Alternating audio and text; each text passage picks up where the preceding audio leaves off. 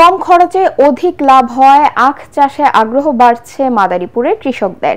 জেলায় sugar mill না থাকলেও স্থানীয়ভাবে উৎপাদিত গুড়ের ব্যাপক চাহিদা রয়েছে।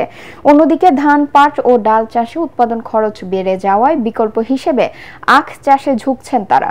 মাদারীপুর প্রতিনিধি এসআর শফিক স্বপনের রিপোর্ট, জানাচ্ছেন মিজান শাহজাহান। বৃহত্তর ফরিদপুরের মাটি ও জলবায়ু আখ চাষে বেশ উপযোগী। একটা সময়ে মাদারীপুর জেলায় প্রচুর আখ চাষ হলেও এটি দীর্ঘমেয়াদী ফসল হওয়ায় আগ্রহ হারান কৃষকরা।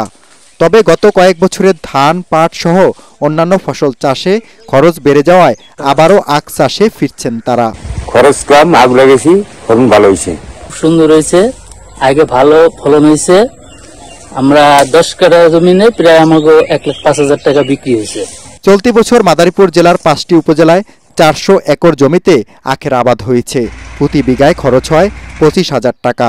এ পরিমাণ জমি থেকে উৎপাদিত আখের বাজার মূল্য 4 লাখ টাকারও বেশি। 1 বিঘা জমি গেন্ডে লাগাইছি, খরচ 65,000 টাকা। আমার চালান উড়িয়ে আমার 4 লাখ টাকা লাভ হয়েছে। এসব আখ দিয়ে চিনি তৈরি হয় না। গুড় আর চিবিয়ে খাওয়া আখের যথেষ্ট কদর রয়েছে স্থানীয় বাজারে।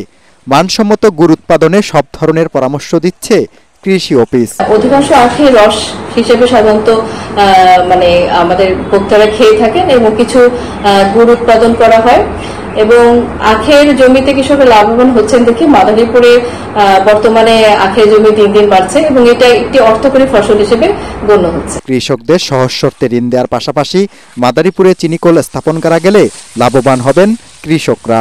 Bureau report, ATN Bangla.